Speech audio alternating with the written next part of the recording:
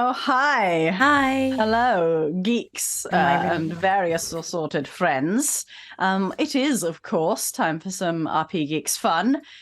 We are time for some 3 out wait, fun. Pause. Oh, God. I can hear it back. It's just me. Oh, my I didn't mute God. my tab. And I was like, no, it's not me. Oh, Wait. my God. Where's that coming from? Oh, that was Was bad. it Ali? Was that you? You, Ali, you had Twitch open, didn't you? That's what happened there. Something happened. Ali had Twitch open. Yeah, okay, that's Ali exactly what it was. Jennings. Yeah. Oh. Hogan says no sound. That's No worse than sound? thumbs No, up, that was. though. I was just like, Hogan. no, It's it's fine. saying there You is. definitely had too much sound. You missed a bit, jamming in. Hogan, where there was a lot of sound. Am I very loud? Anyone? Oh yeah, good question. Because Good I can question. only see these levels and they're not Where's great Simon? on. Simon is not here to perfect our audio quality. So It's in space. Yeah, you sort of dissolve a little bit as well, like some of the arms. They can't go. I like it. Into the void. you've got the spotty t-shirt, sort of like stars, but really close up.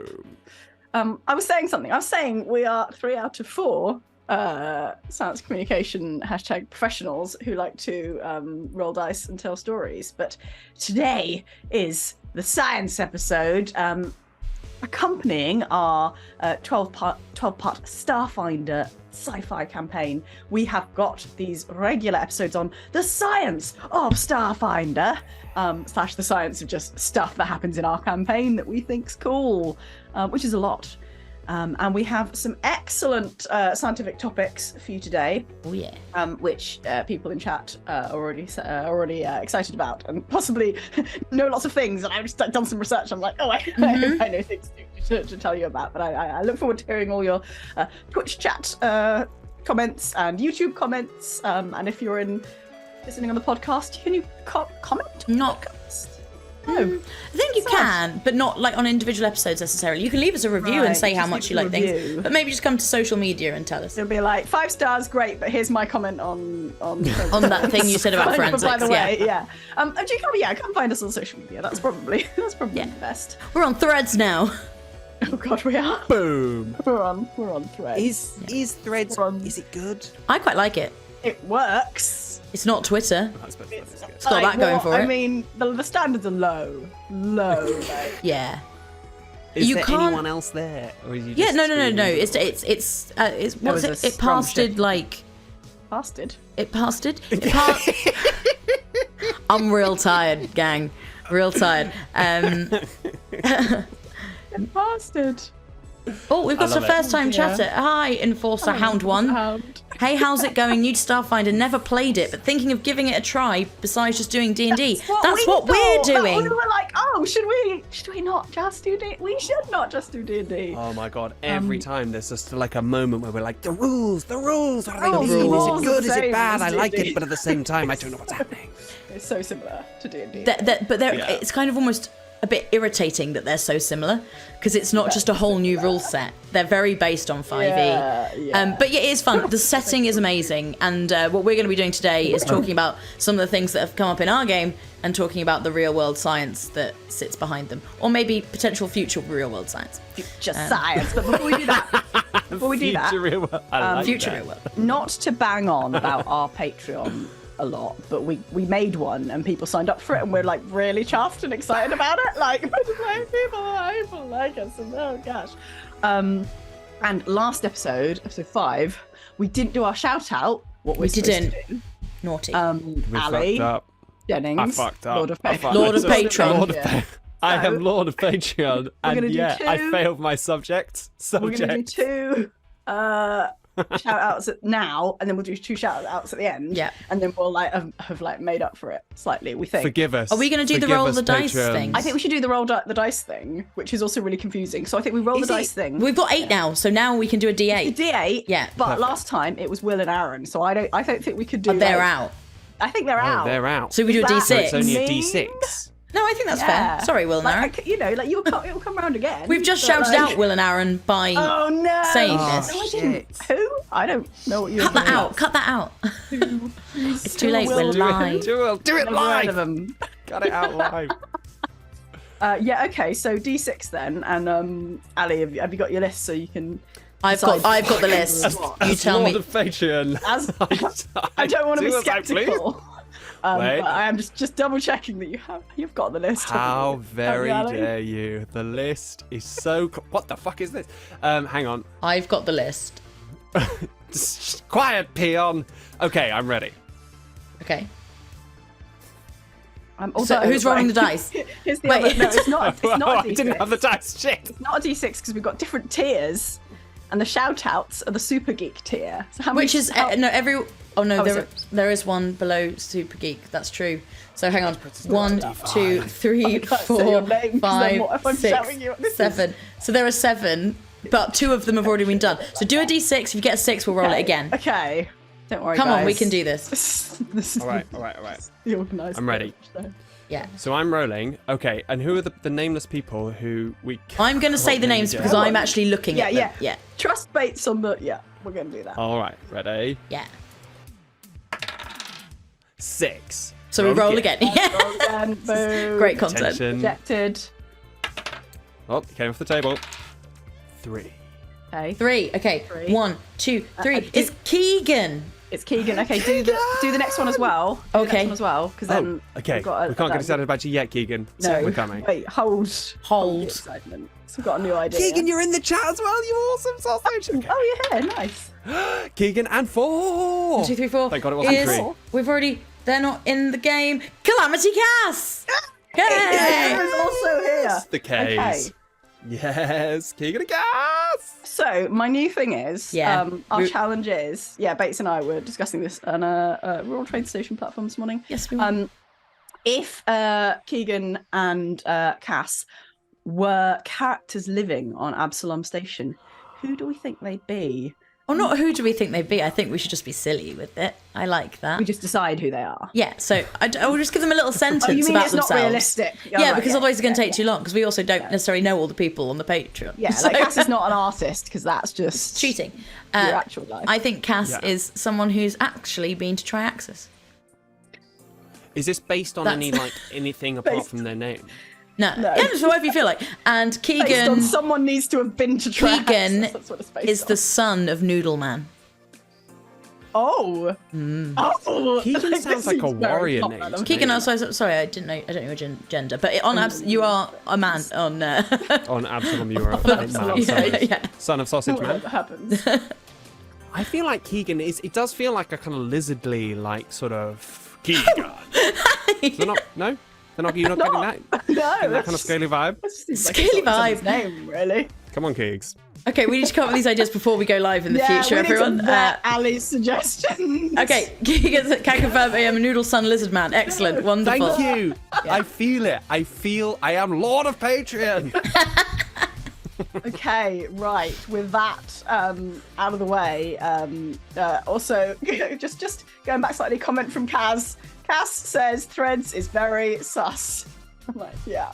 It is, but you know, it's as sus as all the other meta products, isn't it? I feel like. Yeah, like So, who is? Yeah, I mean, also- he is the worst though. Like he's yeah, the worst. but is he or is Elon? Sorry, people. Yeah, maybe I mean, Elon is real bad, but like maybe they're all just like equally the worst. Eat the rich. Splitting hairs is irrelevant once you get to that Yeah. level. Anyway, science time. Are we all ready for some science? So ready. What are we talking about today, Shamini? First thing we're talking about is my topic that I've been researching. And it came up. Ali, perhaps you could briefly, in a sort of minimal spoilerific way, summarise why the topic of forensic science came up in our Detectives in Space themed campaign. Absolutely. So we, as a party, found our way to the top of a mysterious tower block, and broke into a crime scene. Just It felt pretty mysterious at the time. Okay. It felt mysterious. It was all dark. Anyway, we You went broke there into at the crime night. scene Well, yeah. pretty expertly. That's- Yeah. What is night on the space station? Although I was going to say we Oh are my going God, to what is get to that. Oh no! Yeah. Oh, okay, right. Oh. That's part Okay, two. okay. That's part two after the break. And we were exploring this crime scene, looking for clues, and we came across blood spattered across the floor.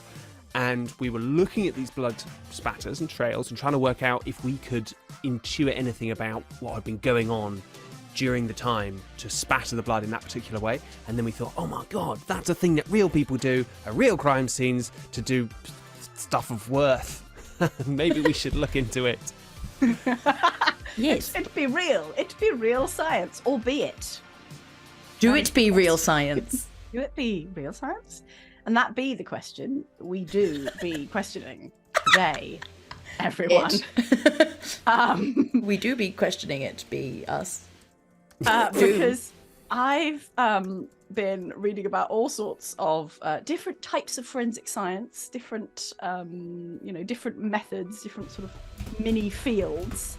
And I've got to say, most of what I found are people going, hey, we think these fields might have some issues, which is a little bit worrying if you're ever gonna be accused of a crime. My favourite one, I found an excellent article about bite mark analysis. Have you guys heard of this? I've heard of it. I haven't looked into it at all. So this is the idea that they can examine a bite mark and be like, well, that's going by dental records, that's this person who bit you. And that's normally, I would assume, used in a proof that this person was defending themselves against... Yeah, it's like if there are bite marks on a body in situations where there are marks and they're like, what did this? A dentist, a professional, I don't know what the field is called, professional bite mark analysis dentology person. Dentology. Yeah. Comes along and says, teeth did this. Teeth. And then they say, based on my expert opinion, it's highly likely that the patterns of this bite, the patterns of these marks, were probably made by these specific teeth. Right. But okay, so the questions then become, how individual are everyone's teeth?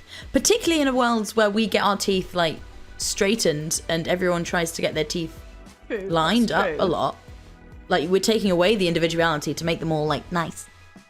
Well, what you're relying on in court in these situations, and this has been used in cases. People have been convicted in cases where this has been presented as evidence. Yeah. And what you're relying on this expert dentist coming along and saying, do you think that this is a match?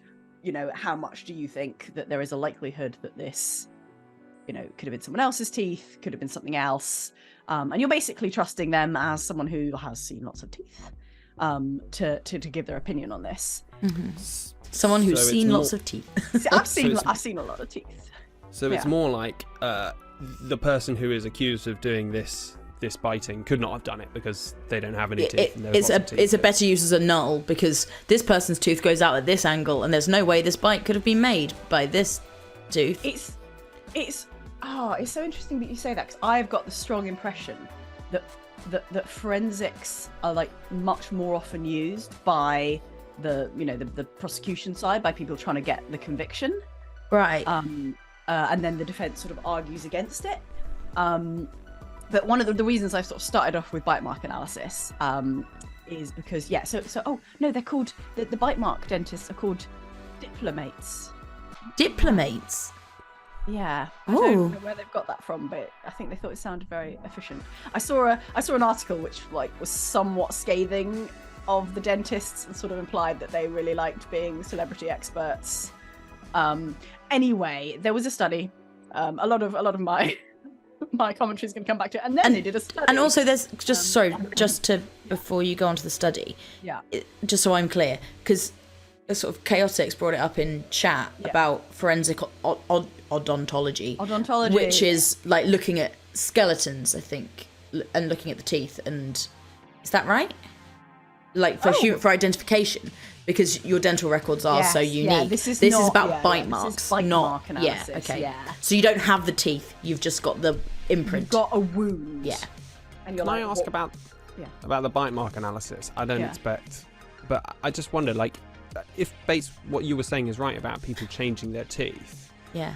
Does that mean that you're harder to identify from your dental records? I don't know.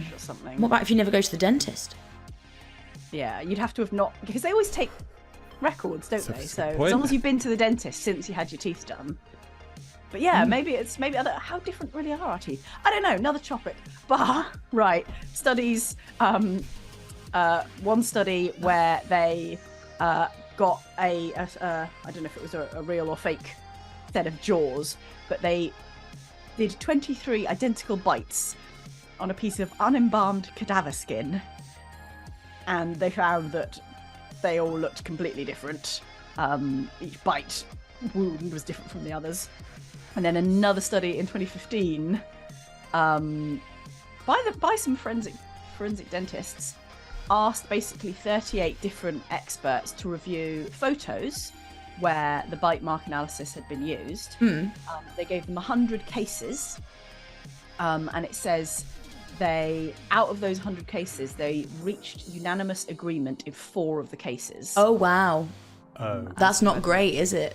It was, in fact, the case. What it basically comes down to is that this expert opinion is very much an opinion, and it's something that's kind of hard to put some numbers on.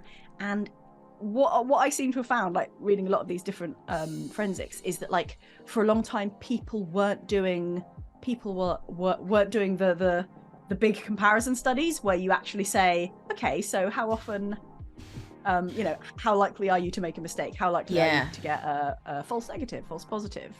So hair, for example, there's been a whole thing about hair microscopy. You look at the color, the diameter, things about the cuticles and the scales and the exact pigment. So there was one particular case, this is way back in the 80s, when forensics was science will solve everything. Boom, forensics, perfect. That's it's pretty much the beginning of forensics, the 80s, right? Is it? Properly, it's quite recent, I feel. Maybe I'm just thinking of specific things because I watch big. silly true crime stuff that makes a big deal about all the new stuff.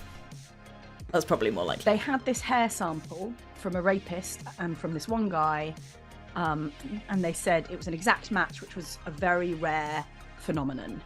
And an FBI agent said, they've performed thousands of similar hair examinations over the past 10 years, and there had only been 8 or 10 times when hairs from 2 different people were so similar that he couldn't tell them apart, suggesting this is the same. That it makes sense that it is. But no one's ever mapped the distribution of hair properties in the general population to find out what that probability actually is. Oh, I see. It's all done on these comparisons. It's not based on...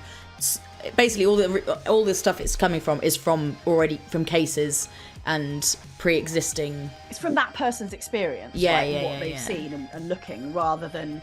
studies in general population and checking whether the methods actually work together. Because scientists aren't developing these methods, right? Experts who need to try and catch a criminal or try and prove that someone is the murderer are developing these things based on the science. But they're not, they're not starting with okay, first we need to do a broad study. They're oh shit, we've got a murderer, and if we've got this bit of hair, how do we tie this bit of hair that we think is his? We need to find a way to, okay, I get that. Yeah, exactly.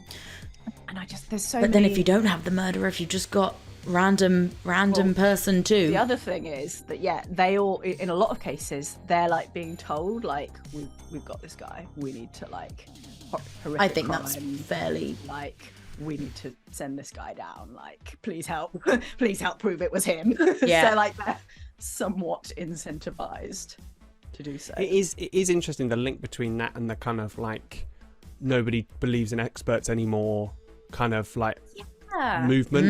That is really the Brexit thing, because a lot of if you look at Making a Murderer, right, large portions of that series are around how the experts who are brought in by the county to kind of put the guy in, I can't remember his name now, that they are just hacks, really, and that their science doesn't stand up. And I think a lot of that has kind of this is part of that kind of movement towards making experts feel just incorrect. But a lot of what I was reading about is more the opposite of that. This is from this is over the past few decades. I don't know if that's changed really recently, but one of the sort of particular things is I keep coming across, there was this huge 2009 report which went across so many different elements of forensics and sort of passed judgments on a lot of it. So like firearms analysis, where you can match the gun to the bullet. Yeah, the I've heard marking. that. Is that not true? You had that. It's Heard not that. that it's Heard not. it, yeah. It's not that it's not true.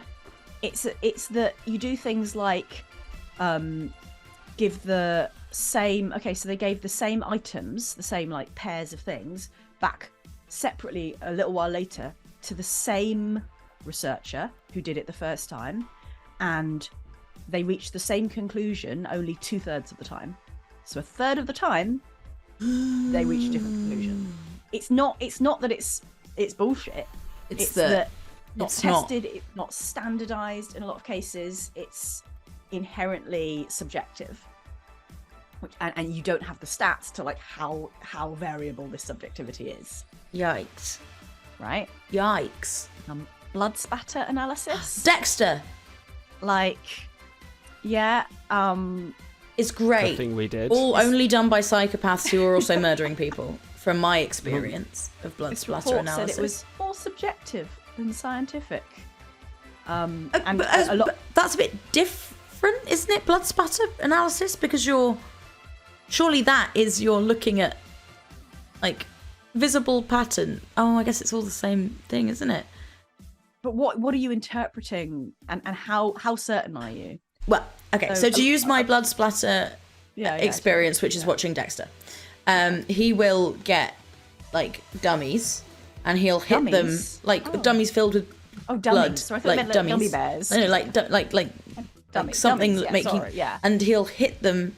He'll hit it in like various ways with weapons to try and recreate the blood splatter, so they can try and say, we think they came at them from this angle, and that makes sense because we believe they came from this room or something like that. Yeah. And I think the interesting question there is, if you repeated that, 50 times with different strengths, whatever, would you always get the same pattern analysis? And how many other things could have produced the same pattern? Yeah. That you don't know about. And like the problem with this is like when you're using it to convict, right? Or yes, like, that's where it comes down to, isn't it?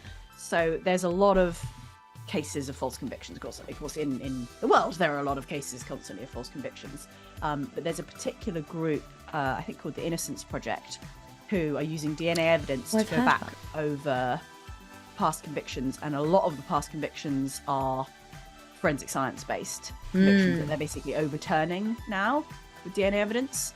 So there was an example given in an article of a guy whose wife and 2 children were shot. It was back in 2000, and had he found them. He had specks of blood on his t-shirt. One expert for the prosecution said this is consistent with high velocity impact spatter. Yeah. From you did the shooting, like in order for this to have happened, it splattered onto you. And another expert said it's actually transfer stains that sort of got more blotted as he was there and trying to help them. And oh no, the fact that you've got like 2 completely opposite views on the same thing. He was acquitted after being in prison for 13 years. Wow. Is there any like part of it where it's definitely based on like a body of scientific work that is still sort of evolving, or is it just all like we just sort of did this and it looked like it worked, so we kept doing it? So hopefully, I think, like I said, like there was this 2009 report which was super damning. Chaotic in chat was talking about this as well, and saying their opinion. Things have got a bit better since 2009, and I think the point is you've got to start doing the studies, right? That the studies aren't these fields weren't founded on doing those studies. So there's other sort of things that you can do as well, like making your labs independent from law enforcement, which they very often aren't. And you've often, again, like got people giving the lab technicians or whoever's doing the work the context of the crime. Like they will give them the information on whose is this, what happened, rather than it being sort of completely, not anonymous, but whatever the term is. And now that there was a thing, some people who were trying to make it so that it's all computer analysis, so the computer makes the judgment, so that you've kind of taken away the human subjectivity. But that's still going from human input to the programming at some point. So basing that on. So there's open. Cass raises this exact point in chat. She's doing it right now. But yeah, so the idea that you would build a computer which then simulates these scenarios and sort of spits out the answer. But I've just put it out there, right? Like building anything from first principles in terms of physics, right, is incredibly difficult, and almost always when it comes to biological readouts, it never really works very well. Whereas the things which work really well are AI models that learn from just shitloads of data that you've collected, and then they just sort of know. But do you know do you have to give it the answer to the data? Usually train it on human. To begin with, you do, right? You can for machine learning stuff. Well, there's different kinds of labeling of things. You wouldn't necessarily have to, but maybe you'd want to. But I'm just thinking that given how bad the existing data already is, in that we don't even know if the stuff which we think is a specific kind of spatter is. Yeah. How could you ever train an AI model that wasn't biased? Yeah, it needs to just fully come from fundamental principles, right? That's the only way it comes. So much variability. Yeah, you basically have to create the universe in there, and like Cass says in chat, it wouldn't be spit out the answer, but give me the 100 most possible scenarios for this thing having occurred like this. Yeah, and having having that information on the likelihood, right? Yeah. Because Chaotic in chat mentioned the CSI effect. CSI ran from 2000 to 2015. And the thing that it does, it just conveys a lot of certainty. So juries just assume that there is this certainty. And if you say, this is scientific, here's some DNA, whatever it is, it has such a great weight of it's science, isn't it? Yeah. Although, coming back to Ali's, are people going anti-science these days, and would that make them, less likely to believe something like that? I'm not sure. On the anti-science thing, just a bit of a sidetrack, I saw a billboard sign, or a hanging thing over a bridge on the road the other day that says, "You can question science," and I was like, and it was an anti-vax thing, and I was like. Yeah, you can, and you absolutely should. Scientifically, that is science. What you shouldn't do is just be no, don't like it. And I sort of was like, yes, no, you are right. You have to question it. You have to question it, not just dismiss it out of hand because you don't like the answer.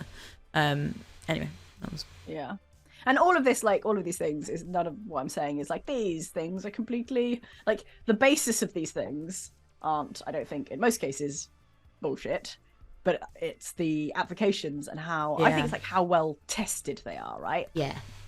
How much you can confirm, whether this technique does in fact mostly get it right, and that's what the jury needs to know, right? Yeah, they need to know the reliability. Yeah, exactly. I tried looking up fingerprints because fingerprints came up in the story. Oh yeah, it was the fingerprints were on the hilt. Oh god, yeah. They nanites. Oh god, we don't know. But it's an android. Do androids have fingerprints? Yes, they do in this world. They do. We decided because it's plot necessary. It was plot, and it's so that is part that. So I'm taking this little bit of framework from one of the books, and it does mention the fingerprints, and then you were like, do androids have fingerprints? And I was like, yes, obviously they do. Special android fingerprints. But I think androids are, developed to be copies. They are meant to be human-like. So, yeah. And again, there's different uses for fingerprints, because you can go to the police station and get fingerprints, and they have your fingerprints on record, and then they can identify you. But you've also got real world scenarios where you've got a fragment of a fingerprint slightly smudged left on a thing. Wiped, yeah.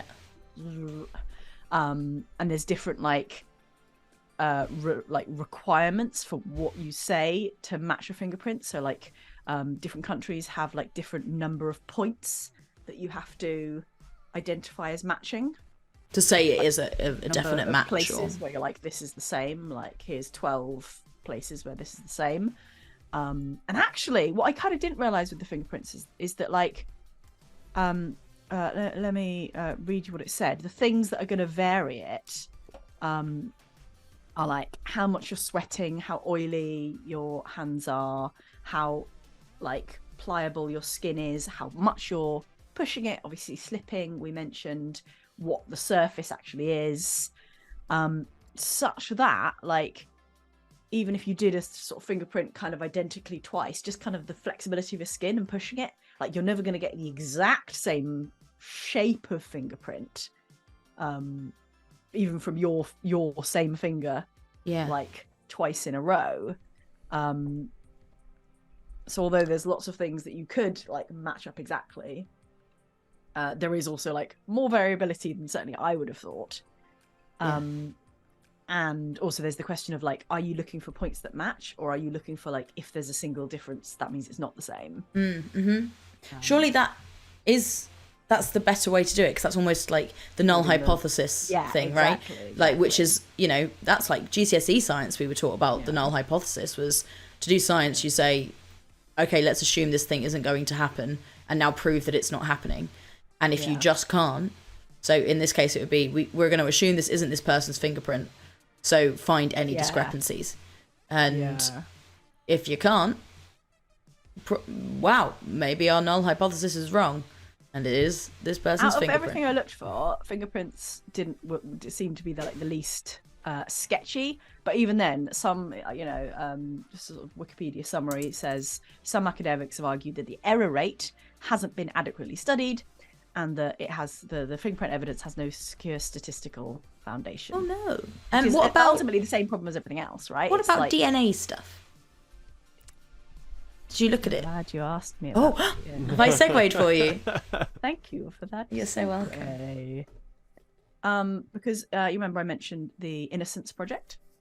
Yes. Because they're Adnan Syed, aren't they? They're the Serial podcast. I think they're the ones who. Oh really? Got him acquitted. No, I don't know. Really? They've done loads of cases though.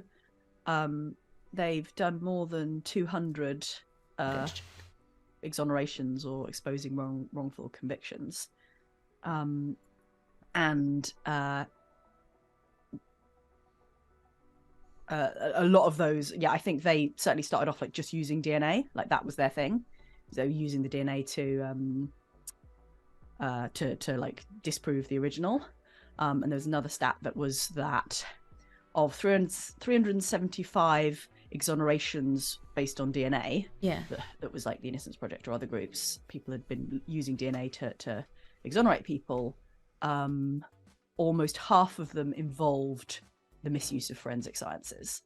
Whoa. Almost half of those things that they were targeting, the original case had forensics that obviously these people are claiming were not accurate. And is this...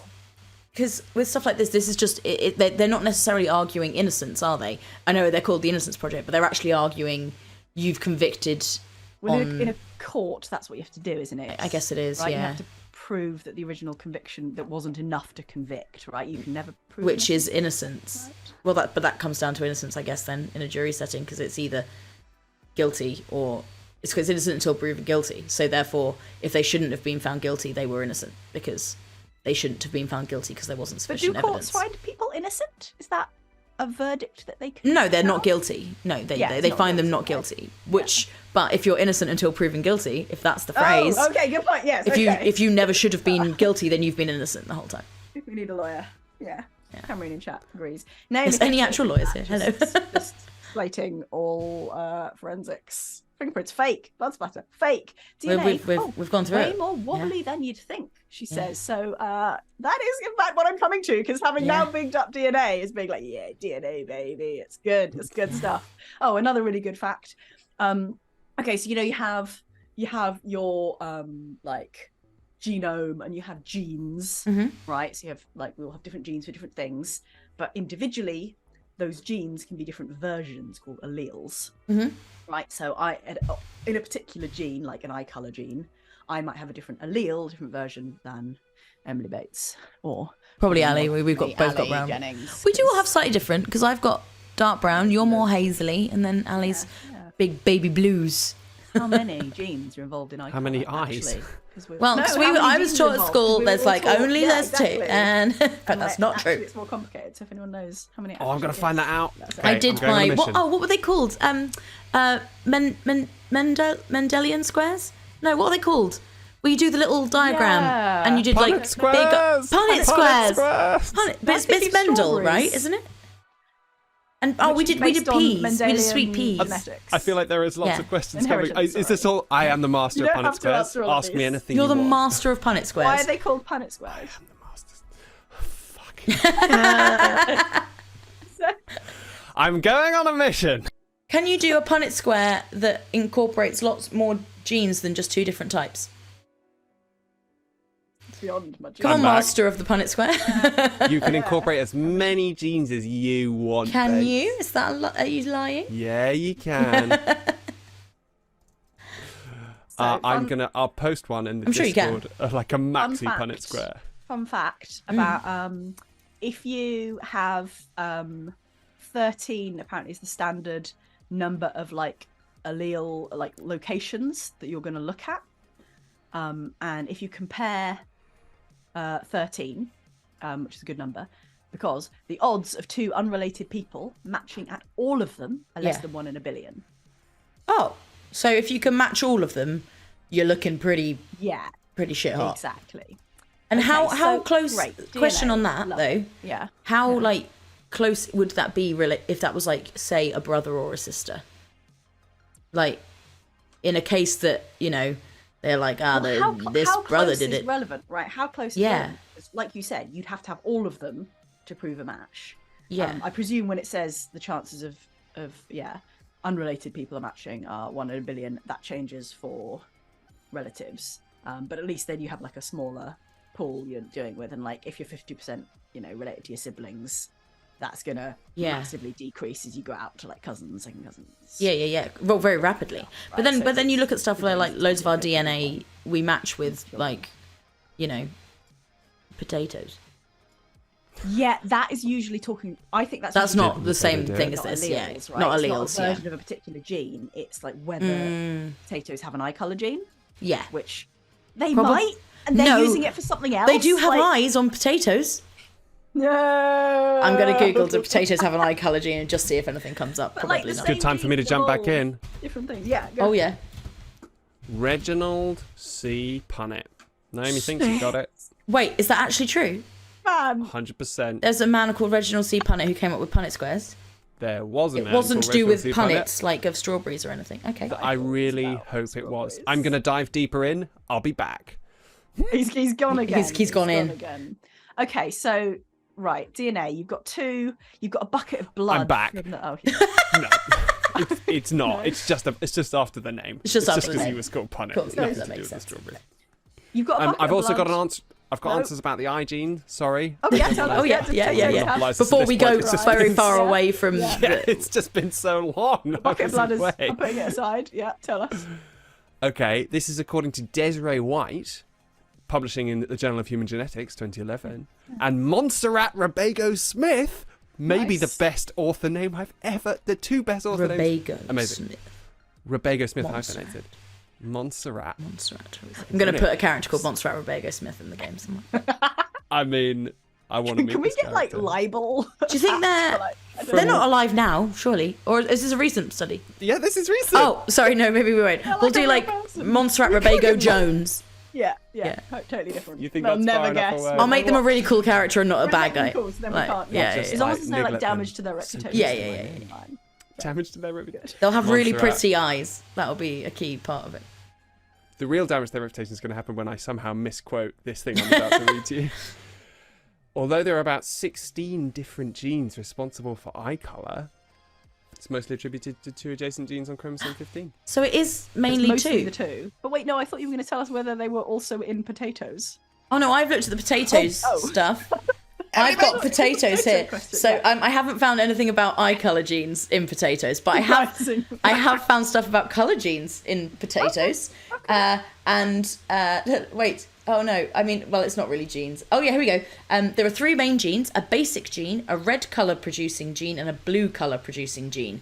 And there is probably an additional anthocyanin inhibiting gene, and the anthocyanin in the periderm cells, which are the ones sort of like under the surface, they subdivide, and that's where the colour for potato skin comes from.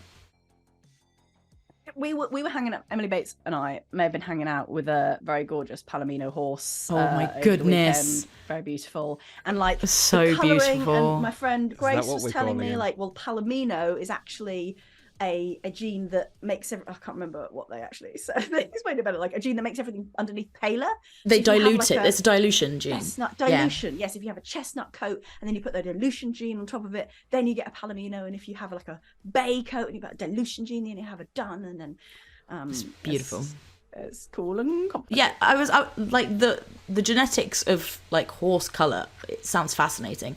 I don't know very much about it, and because you get all the different kinds of like pigmentation. So me and Shamini were looking at this. We were looking at like, this is what we do on our weekends when we hang out together. We Google things about genes, like horse leucism and albinoism and things. When you get like different colour variations in the animal kingdom and all the different possibilities, because it's, you know, people just sort of say, oh, I've seen an albino squirrel or something, and it often isn't an albino, it's actually like a leucistic. And what is leucism? I thought albino has to have red eyes, but I thought that too. No, because there was a picture I saw on Twitter today of some albino, like 2 albino magpies. A scientist who I follow was like, it looks like these are actually proper albinos, and I was trying to look and I was like, it doesn't look like they have particular red eyes, so I was wondering like how you tell and what the so it's leucistic, and it's white fur, plumage or skin due to a lack of pigment is leucistic, but that means they often have different coloured eyes as well, but that's not the albinism, that's not albino. Many things are coming in hard, saying leucistic doesn't make the blue gene. I'm going to double check that. Yeah, doesn't potatoes. Make potatoes. What? I don't know. No. About for eyes. I think that's what Naomi's saying. But Mendel posited alleles don't make the blue gene. I don't know. Maybe not. I don't know. Separate. I don't understand. I haven't been watching. Help! Oh, no, for the cyanine bit. Okay, fine. I was reading the potato gene stuff. Like that. We'll blame. But I'm wondering do if look up albinism pictures. Looks different in different animals and different groups. Is what I was wondering. Basically. Well, I guess it depends on. Don't know. So yeah, so they've got the diluted plumage here. So they don't always have. If they have sort of, they can have regular eyes without being, and be leucistic. This is all, and then albinism also results in white feathers. This is from the British bird people. But true albinos are thought to be rare in the wild. Albinism is caused by a genetic mutation causing an absence of tyrosinase in pigment cells. So they're unable to produce melanin pigments, which gives them the pink eyes or red eyes. While the iris of pigmentation of leucistic birds remains dark. Oh, most albino birds die soon after fledging, primarily as a consequence of their poor eyesight. And albino birds are not thought to progress to adulthood in the wild. As with leucistic individuals, albinos can retain carotenoid pigments if normally present in the plumage. I don't know what a carotenoid pigment is. Oh gosh. A common misnomer is partial albino. That's just not possible, since albinism affects the whole plumage of a bird, not just part. Oh, so red is carotenoid. Oh gosh, we're all learning together at the same time. Carotenoids, leucistics. I'm not googling more eyes of vegetables because I don't think the data's out there. Okay, can I just come back for asking the question, and undermine the basics of forensics? DNA forensics. Yeah, sorry, DNA forensics. Right, you remember our bucket of blood? I remember the bucket of blood. The bucket of blood. There's a bucket of blood on the floor because the murder victim stabbed the murderer. And there's a bucket of blood. I got this example. one of the articles I read. I was like, yeah, it's great. I'll just say this. You're like, oh, this blood. And then you go to get this murder suspect and you take their blood and you're like, it's the same blood. And you can do your really good DNA analysis and you're like, boom, perfect, lovely, proven. However, real world, buckets of blood are in slightly short supply. So what you end up with is like, I have a tiny smidgen of DNA that we can amplify up. Or worse, I have 3 possible people's DNA that is all mixed together, and I have no way of telling which alleles came from which person. Because you know, if you imagine you're seeing like, you know, where you get the little blue strips in the bars. Yes. And you're like trying to see like here's one person's alleles pattern, and you're trying to like match them with the others. It's kind of like you've got 3 people's DNA all together. And they're trying to split them out, but because they're all mixed they're up. all overlaid on top of each other, right? So you can identify what alleles are there, but you can't split up who it's come from. I see. Yeah. Can I ask a really fiddly technical question? Which you know, you're not a forensic. I know, but so are we doing this with gel electrophoresis? Is that what? Are we basically like, putting the blood in little wells in a bit of agar jelly, and then using electricity to pull the DNA through the gel, and then it separates out like that? Is because that's super low tech. I don't know if that's still how they do it. Like that is like that is what I'm imagining. That is definitely what they used to do. And that's like the easiest way to like visualize, like here's this pattern is what alleles. Yeah, I don't know enough about modern techniques, DNA analysis or anything. It's probably all on the computer these days. Centrifugal forces first, or put them in a centrifuge, make it go mad, and then that's what they all do in those science labs. I've seen it. You've got problems where you can't like, if you have and then if you have a sample from someone, you can like take them out, but then you don't know if someone else had that allele. You know, you can't then say that it's definitely wasn't. They could have both had that allele, so you also can't. Aren't we saying the alleles as? Oh no, we're not. We're saying each individual allele is. Yeah. But then you get into like, Oh, and then when you do grim. amplification, sometimes you might lose one. So there might like not like a particular allele might not have made it into that fragment or made it through the amplification process. Yeah, because the amplification is it's random which ones get amplified. Or like exactly it should be all of them, but like they don't always work. It's so interesting when you think about it like that, because like when you do that sort of stuff in a lab just in general, you assume that like, I don't know, a proportion of everything you try is just not going to work. So it will be the same but you have no sample. You're just like, well, we get to do this once and hope that everything works perfectly. Yes. And you're trying to get a conviction, right? You've been told, theoretically, that's nuts. We think this person is a rapist. Please prove it. Yeah. And please place them at the scene of the crime. Mixed sample. So again, you know, there are sort of examples given in different articles I've read of people who like went to prison for a long time. There were a couple of boys who were like walking down the street and she pointed them out as it was those 2 that did it. And like, you know, as far as they were concerned, they had nothing to do with it. So they were like, well, we'll give you our DNA then. And one of them was determined as a match in a sort of situation that later, when they came back to it, seemed like really bad practice. Not even just that the field is not terribly consistent, but like it was just badly done. And then where's my 2010 study.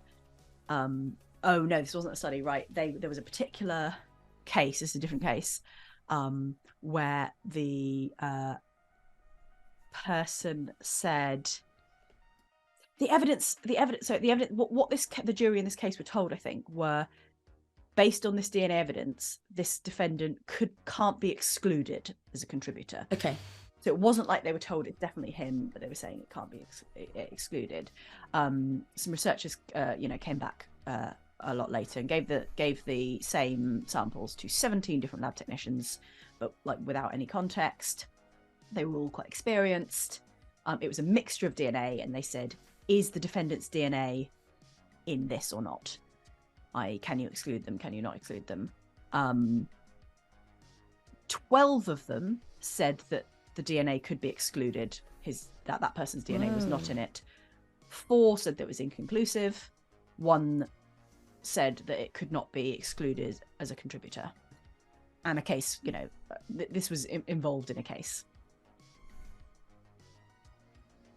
It's quite depressing. It is very depressing. But I mean, the fact that people are doing these studies now is good. Part of the problem. Part of the problem is overconfidence in the results, and part of the problem is lack of studies into. That's still not a big number though, because do you know what I mean? Like that is not going to make any real significant. When you do your stat analysis, you're not going to get a tiny p-value, are you? High p-value? Do you want a high or a low one? You want a teeny tiny one? You want a teeny tiny one, right? You want 0.05. That's what I remember. And lower. And lower. Teeny tiny p-values. Also, right, this is my final fun fact in the depressing you all with the state of the sort of reliability of forensics that we all thought was great. A happy thing?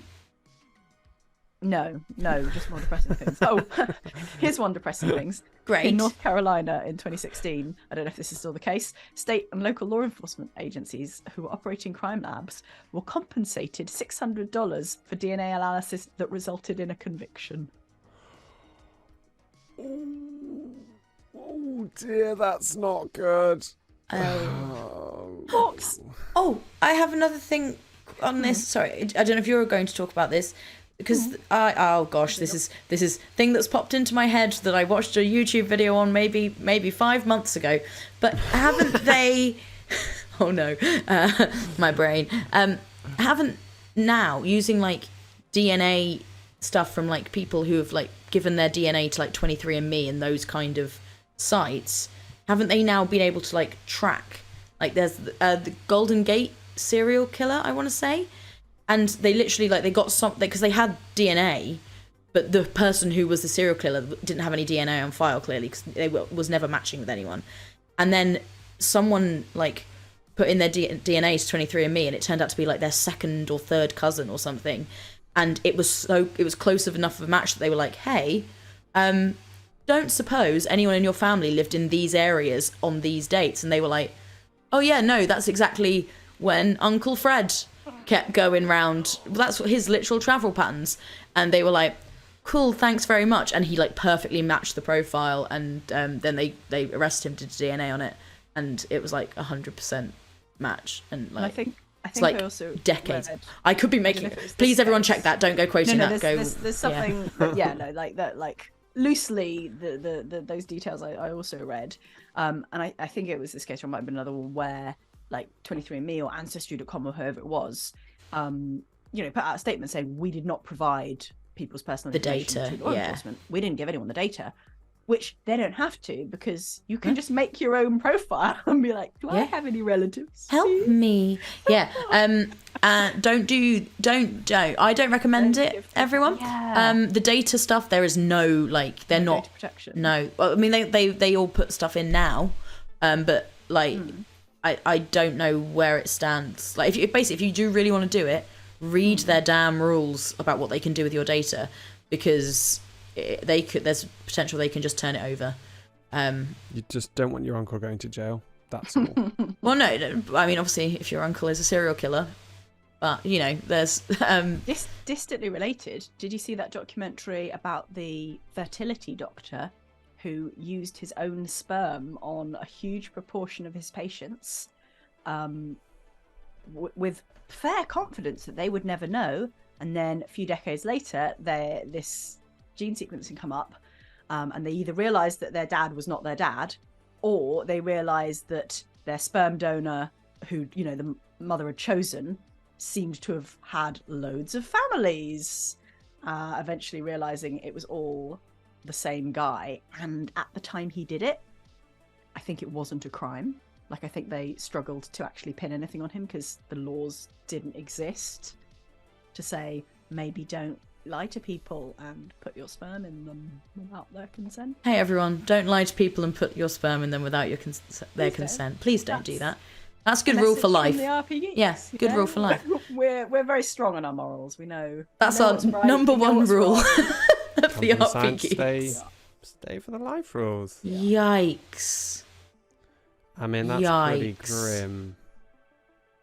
Well. Grim facts. I've just got two more. Oh yeah, I'd love more fun facts. Like- Fun facts. Fun is the word. I've only got grim ones. Okay, well, two more ask grim ones. why? Like, why would Why what's would we want what's that? the benefit of having loads of Distribute loads of the sperm, people, my seed. Evolutionary drive, right? Oh. Have as many babies. Evolutionary- as I mean, possible. in the animal kingdom, they'd be like, well done, you did it, dude. That's what the animal kingdom would say. I just don't. But like, you know, are like evolutionary drives that are like linked to like pleasure principles these days? Are we quite sophisticated like that? Like, it's not pleasurable just to be like, I take a little bit of my sperm and I put it in this. I mean, injected it's thing. Naomi says it's a fetish. So. I almost guarantee it's a sexual Could be a fetishy thing. Like, that's. Right, okay. More depressing facts. Well, okay, this is not depressing. This is just an interesting fact about DNA contamination. Okay.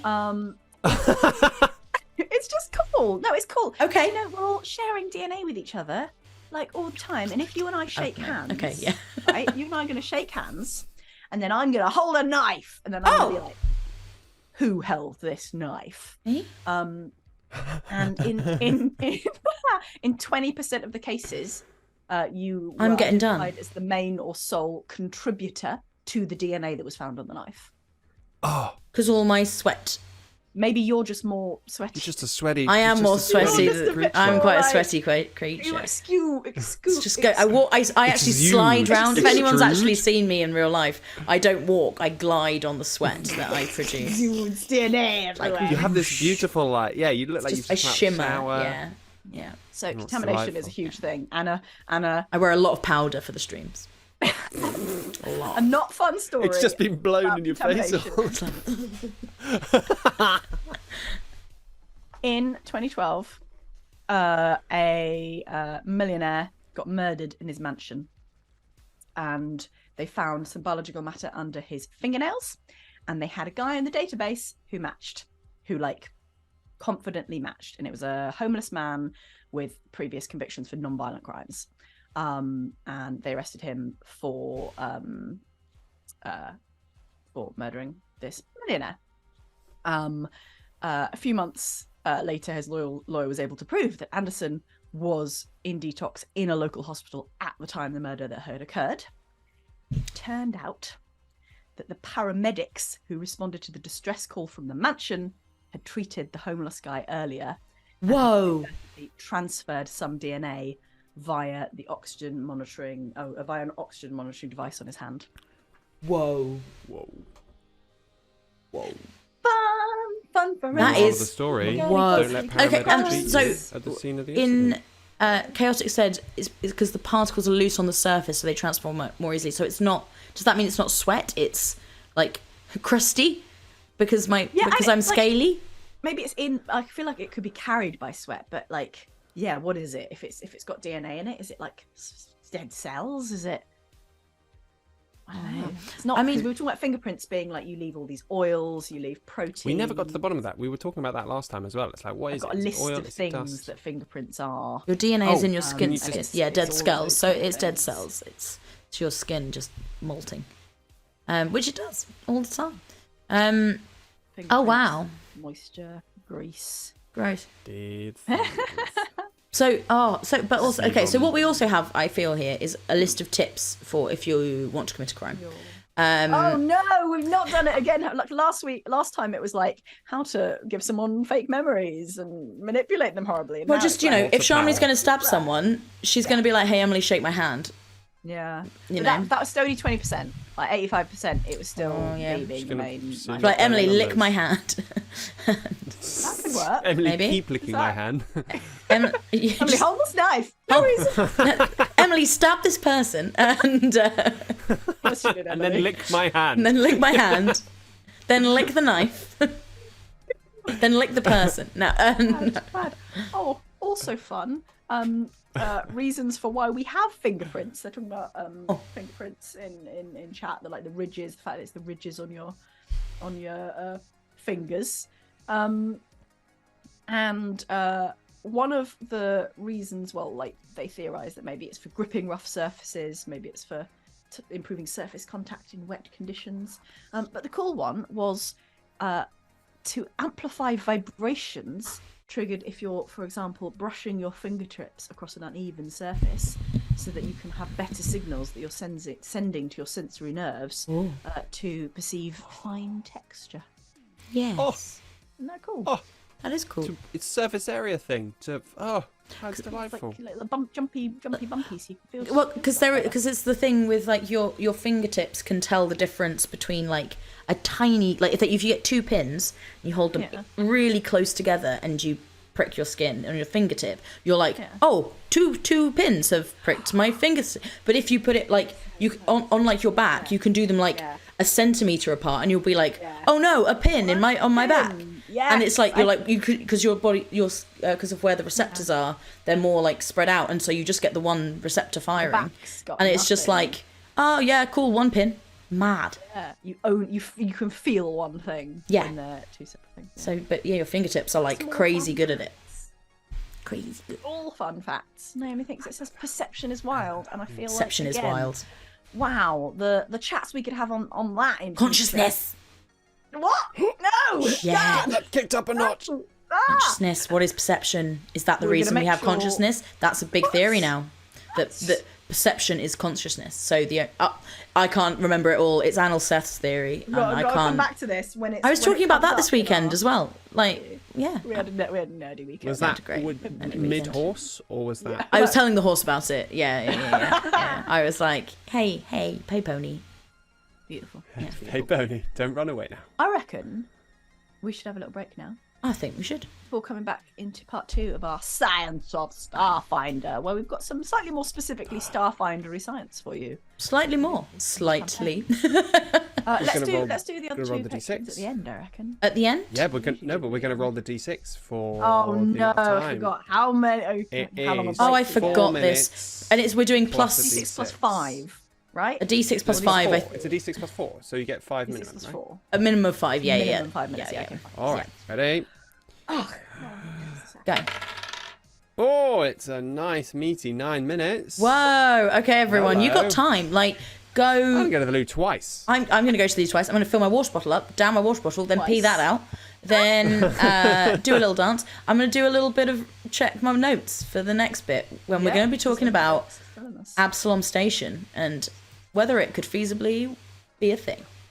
Profesh. But it's okay, because in Starfinder, there's magic, so it's okay. Right, so science.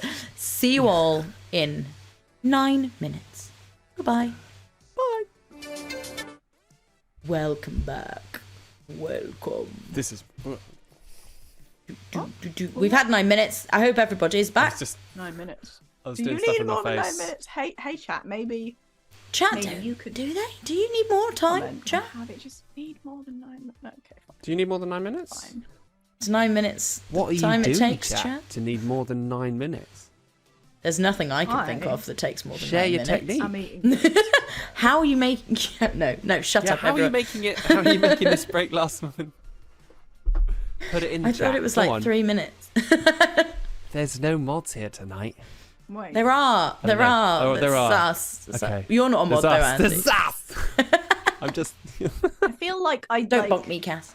was focusing on my toast for like 5 seconds, and innuendo may have happened when I was. We were talking about... Oh god, she's back. No, we weren't talking about how long sex Don't takes worry to about talk. it. We weren't talking Focus. about that as well. What? What is the average? Have there been studies on that? 3 is the often quoted number. But Really? Then, but you've got to, are we talking average or median, right? Because I feel Yeah. What are we defining? Like how much we're including? 5.4 minutes. Within their very limited parameters, the team found reports that ranged from... The team... Sorry, this is from Medical News Today. This is top link of Google.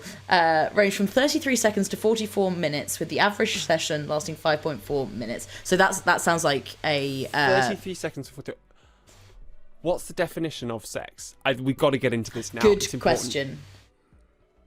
And we've got... Simon's going to be gutted that he's I missed bet it. that's like only counting like penetrative, heterosexual penetrative. Insertion Yeah, time. here we go. So this is 33 minutes of penetrative sex. Ali. Ali, don't. Some people are younger, Ali. And a 2005 multinational study of heterosexual couples that defined sex as penile vaginal intercourse asked participants to time sex from penetration through to male ejaculation. 33 minutes. That's what sex is, folks. That's what this study says. Defined? 3 minutes. In their definition, that's what they've gone for, which is, and I think when people make time jokes, that is what people are joking about most of the time. So I think, yeah. Other researchers have attempted to ascertain a normal duration by asking people who diagnose and treat sexual disorders. Oh, say more about that. Then you just stopped that bit. Oh, that's sad. Okay, sorry, carry on. I'm going to read a bit more of this. Just talk about something else, because I'm intrigued. If anyone is not, by the way, I'm just going to take a little moment to plug our Discord channel. Is it a channel or is it a? It's a channel on a server. Oh yeah, God, channel. no! They've channel left us in charge of the technical on plugging. Simon's server, we think. Yeah. Anyway, Simon's server. One of our community chaotic brain person is apparently writing on a whole post about the Madrid bombing, which is relevant to our forensics. Amazing! Chat just now, so yes, chaotic. They haven't posted it yet, but like, who knows what it will say? Okay, I'll reserve no judgment one until you're on our Discord channel. I'm just also really proud that in chat we're getting a lot of people being like, "Oh, of course it's like P and V sex," and because Of course it is. yeah, I'm glad we've got people here who are like, maybe that's not the definition we should use.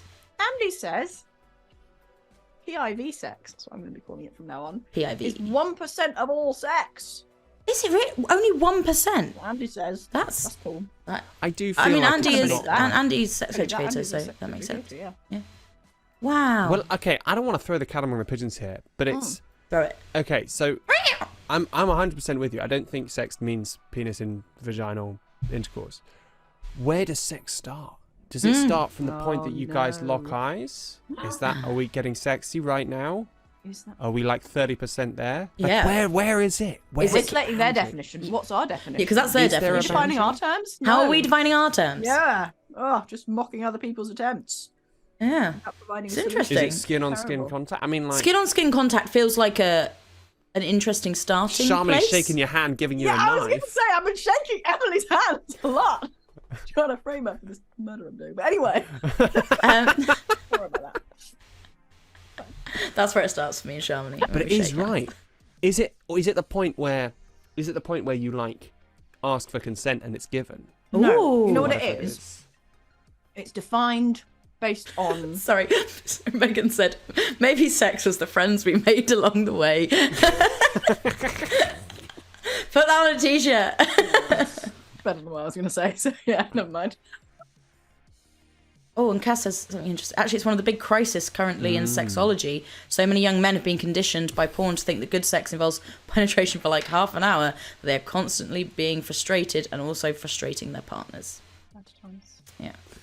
Yeah, I mean, like, because also, yeah, exactly. Oh, it's just such an interesting... I think it's... Andy, do you have a 20-minute YouTube video to explain it, or is that just what it would take to explain it? But effectively, anything intimate. That's interesting. I think it's mutually intentional arousal.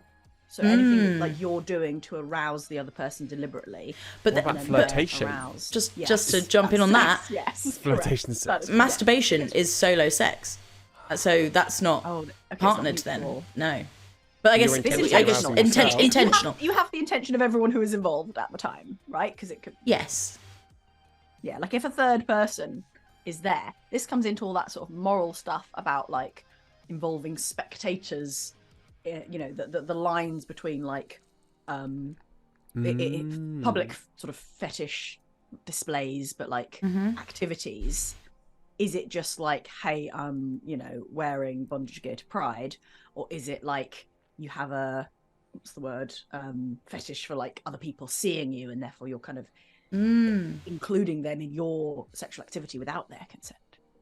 This is off topic. This is very off topic for what we're meant to be talking about. boy. We're But actually getting honestly, into, this is really the male interesting. gaze, like the Oh, games no. we're getting into now, right? It's Because like, then can you subject someone to sexual activity without them wanting, or like without their That's consent, why I basically, which said is what that is. Yeah. Wasn't my definition, I thought. Yeah, So, you're involving them in a sexually yeah. implicit activity, and they don't even really want to be there.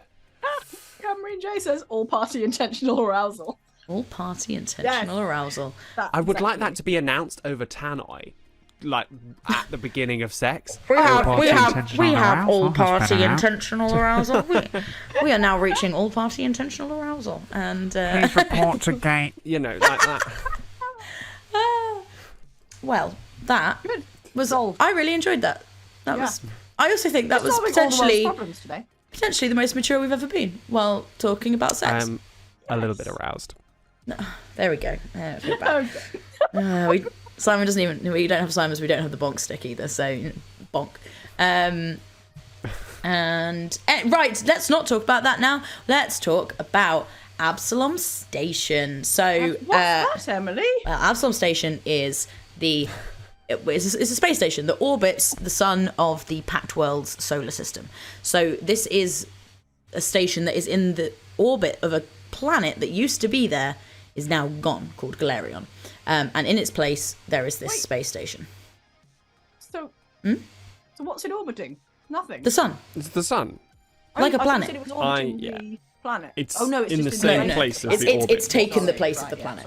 sorry. So, and now because Starfinder have a big collective memory loss, because we love a memory loss arc in RPGs, and Starfinder went, everyone's got it. There is the gap, so there is no knowledge of where the space station came from. The space station was there at the end of the gap. So there are theories sort of within Starfinder lore that it was made on Galerion, and Galerion were the ones who put this space station together, potentially as an escape vehicle because they knew something was happening to Galerion. There's others that are like, no, they just made this space station, and then Galerion went and sort of just... Who's going to build a space station on a planet? That sounds like asking for trouble, right? Well, Surely, I mean, that's the How easiest do way you to build get- it, isn't it? no, Build it not at in all. orbit. We Build build it it in in orbit. So that's... I'm not building it down here. It's going to... No. So how do you Well, build a what's nothing space to orbit? station? In orbit. And how do you build? That's what they've done with the ISS. So the ISS was all Is it? assembled in space. It all got... Must have been a faff. It was definitely a faff. It wasn't an IKEA, couple of Allen keys job, I think. Maybe it was. Maybe it's all Allen keys. Is a couple of Allen keys. They just sent out some astronauts with like a big chain of Allen keys, and they were like, "Here we go. We're just tying that up a bit." And then they There we forgot go. the one that they needed, and then the whole thing was fucked. Yeah. And then they had to go down, send another rocket up, another few. How many tons of carbon is it? Overly A lot of similar yeah. to the descriptions of them building that submersible. We've forgotten about that. That was last month's sorry, news. That was last month's horrific news. We're on much Anyway. we're on more horrific news now. We're in that part of the news cycle. And Absalom, I think I did say it. Anyone know how big it is? It's quite large. A football pitch. No, that's the ISS. The ISS is the size of a football pitch. An American football pitch. That's what everyone uses. Smaller than a British football pitch? Or I think it's bigger. It's 357 feet or 108 meters from end to end. So very big, but Absalom is much bigger. Absalom is 5 miles in diameter. It's quite big, isn't it? It's quite big. So, If- but How big is it's smaller Manhattan? than a city. Well, I was smaller gonna than say, London. Like, what zone of London is does that? That's a good question. Pinch down to, right? Is it in ooh, the- is can it you the look that up, zone? Shamini? Is And I don't even know. can you try and... Is it the congestion charge? Is it the ULEZ? Is it the ULEZ? Is it? But the thing with and it's got 2 million inhabitants on it, and there's actually a little bit of discourse in Starfinder lore that's like, I think it should have more people on because it's meant to be the hub of the Pack Worlds because it's got all of the people coming and going because of the Starstone, which is this artifact that powers the station. So most of the power comes from the Starstone. Now in Starfinder, this is all it's a magical aura of power. But I think we can reasonably say it's a starstone. I reckon that's a nuclear fusion reaction going on pretty well. which, you know, obviously people are working on it on Earth. We haven't quite got there, but you know, that's what powers stars. It's the nuclear fusion reaction. And if we look at sort of what people are trying to do to recreate that, they're bringing together the two isotopes of hydrogen. So, deuterium and the other one.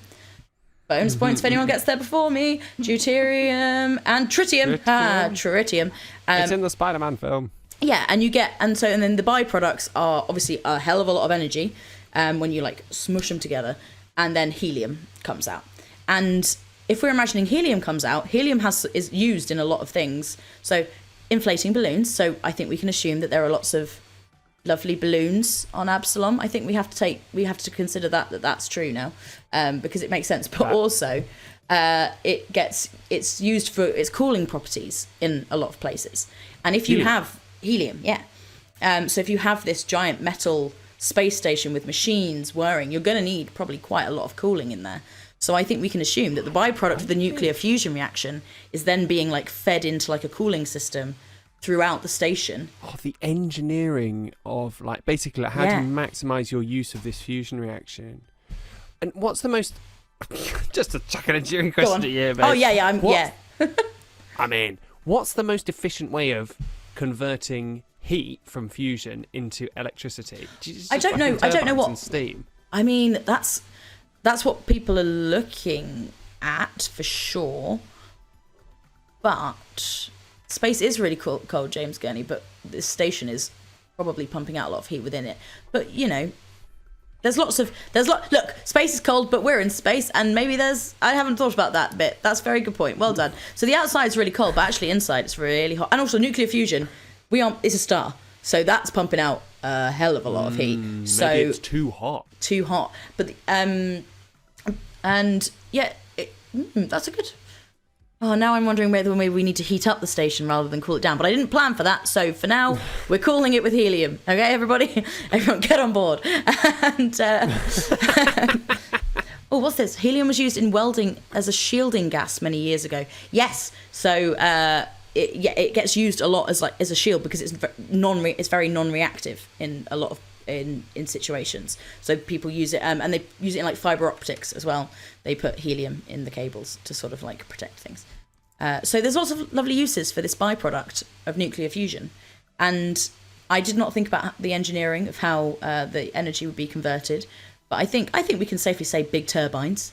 Like huge turbines, great, yes, love freaking huge turbines. Where are they on the map of Absalom Station? So, they've got to be in the spike, right? They've got to be like going like up the spike. Is the fusion generator, otherwise known as the Starstone, is that at the bottom of the spike, or is it sort of in the middle? I'm sure there is a correct answer to this that might not be what I'm going to say. I've read that it's in the middle of the spike, but in my head, in how the Absalom works, not saying this is specific, I'm not 100% sure, it's in the middle of the spike, like, so not the tip of the spike, the very center of it, so there are levels below it, because it's meant to be like the hardest place to get to. It's very heavily guarded, and it's not necessarily really far down the ghost levels, because no one goes down that far in the ghost levels. They're literally levels that even people who would be protecting potentially the Starstone wouldn't go to. So in my world, it's dead center of the spike. I looked up the London zones, but they're not circular, and Absalom is circular, so it doesn't work. But I'm going to say Zone 2, which is actually wider than Absalom east to west, but shorter. Okay. Talking like Hammersmith to Caledonian Road. Sure. Yeah. But that's you know. But it's a big area. I also was walking the other day thinking about our game, as I do, and I realised you've been getting cabs everywhere. I bet there's some really good public transport. Oh no! And it just hadn't entered my mind, which is real bad. That I was just like cabs, but I hadn't thought like, there's probably like little trams and like escalators that like zoom you around. You've got the bubble stuff in the eye, but anyway, I just suddenly was like, interesting. Do you think Corey is too posh for public transport? I love the idea that maybe Corey's. We'll blame it on that. public transport that literally there is nothing better than the tram. Than a tram. It's the greatest of all. I love a If you tram. were designing a space station, what public transport would you put on it? Yeah, you wouldn't put like flying cars. You'd be like trams. Yeah, it's a car that goes. They're A the train ultimate. that goes on the street. It uses the best of both worlds. Oh gosh, I've just seen the time. Okay, I'm going to whiz through some points. Yeah. So right, we want to build the thing, right? So we have to build a space station. We want to build a space station. In space. So we got go on, Ali. You got Octopus asked a really good question. How does bubble travel work? What do you mean? Another topic for another time. Magic. Okay, yes. Or magic. Nailed it. This is the best bit about the Starfinder campaign. I just get to go magic. So With the finger. with a finger, that's what magic is. And now, so to get sections into space, so it would have had to have been built in stages. We can safely assume. And I expect the Star Stone was probably one of the last things to go because that used to be on Galarion. Ooh, lore. This is not a lore podcast though. We're doing the science. Lorecast. So we're going to use the ISS a lot as sort of a model for this because this is the biggest space station that's ever been built in our in our world. So they use a really cool bit of physics. Oh gosh, where's Simon? It's called the Hohmann transfer, which is where they launch things into orbit. And what they do is they get them into an orbit. So they launch part of the space station. They get it to go into orbit around the Earth, but it's a little bit of a low orbit. And then they put the thrusters on, and it kind of turns it into more of an elliptical orbit. And then eventually it sort of like gets it into. So you just keep just pushing the orbit, nudging the orbit out, and that's what they do with all of the different sections. And it's so they can properly time it. So that when they gets pushed out, they like perfectly can do the 180 turn and then lock together. Does that mean that Maths, the shit that they're firing up there, like they've just basically like we're going to chuck this thing really hard out the planet and hope that it aligns with the thing that we're trying to do? That's why they do the Hohmann transfer, is so they can like be very minute like fractions. Do they work all out in advance? Yes. Yeah. Sorry, it's not out in advance. Like they get up there and then they're like, left a bit, nudge. No. But what I didn't know, so I knew about the everything Hohmann transfer because it's one of the ways they look at getting people to Mars, is sort of putting the thing into orbit around Earth and then like flinging it out, basically. But the Hohmann transfer is used by the International Space Station to this day because there's like small bits of air around the ISS, and so because of that, it's getting pulled ever so slightly back towards Earth. Like the ISS is basically slowly crashing back down to Earth, and so to stop it just spiraling down, they fire its engines every so often and push it back out into an orbit. And then I was looking into like stuff on Absalom, and there are thrusters on Absalom Station, even though it's in orbit. There are thrusters there, and they sort of quote it in terms of like if there's like an attack on the station, they can turn the thrusters on to like move it. But then what happens if you change the orbit? Because surely it's set up pretty like this system has to be a self-contained system. Like this isn't a natural system. This is all being created, so it has to have been like minutely worked out with the distance from the sun. And so, I mean, I guess it could tell maybe if it like got pushed a little bit into a slightly different orbit. But I just thought it was interesting. Stable different orbits are. Like, how much of a nudge would you need to achieve instability? Yes. And like instability over how long a time scale, right? Because, you know, the moon is orbiting the Earth and is slowly getting closer and closer to us, right? Probably. Do we need to do a bit of a nudge on the moon? Shit, like, because shit is well, it's just very slow, right? It's like it's so slow that I'm not personally super worried. Sure. And could you just like let it go for a while and then, yeah, as you say, give it another nudge? Like, does it matter if you nudge yourself out of orbit into a slightly different, or like, you know, minutely different? The moon is getting farther away. We're losing the moon. One of the two. I knew it was one of them. Oh no, moon, come back! Yeah, we love thanks. you. Does that mean it used to be bigger in the sky? Oh, like minutely, I suppose, but like still. But like to who? Like to early humans? To the dinosaurs. To the dinosaurs, yeah. Maybe. Dinosaurs. Yeah. Apparently, Earth's. Yeah, that's a very good point, Rogue Octopus. I don't blame the moon for trying to escape. That's fair. Apparently, Earth's orbit is chaotic, and it does change. Oh. But yes, not over how human chaotic, time right? Again, frames. like, is it unstable? Chaotic good, chaotic evil. It's a little TTRPG joke in there. Oh, we're bringing it back around. Different strands of nerddom coming together. Well done.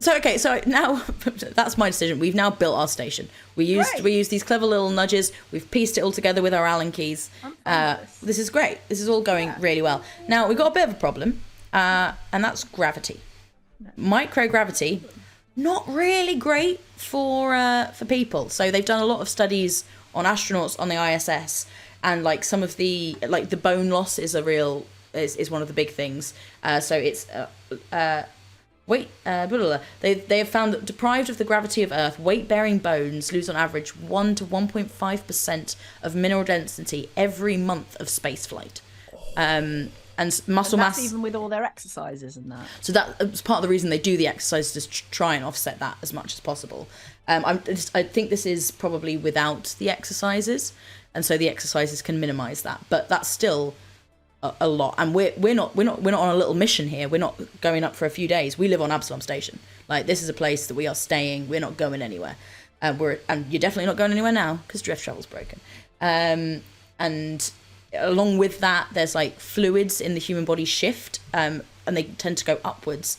They put pressure on the eyes, and like vision issues are really common. And it's one of the things they do a lot of studies into on astronauts on the ISS, because your fluid basically is kind of, I don't actually know the actual, I suppose it is because our body is constantly trying to push fluids back up because of gravity, right? So that's why when we walk, our veins pump blood back up.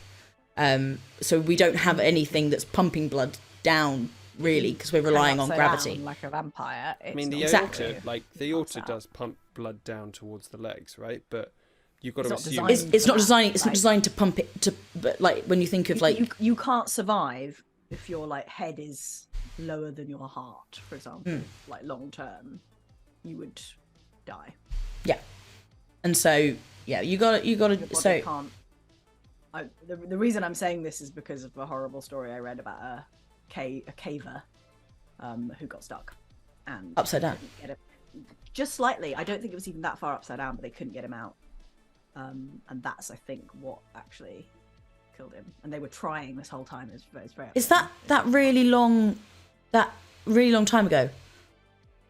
Not recently. Simon made me watch an internet historian video on a caver that got trapped in a cave, and it was really good.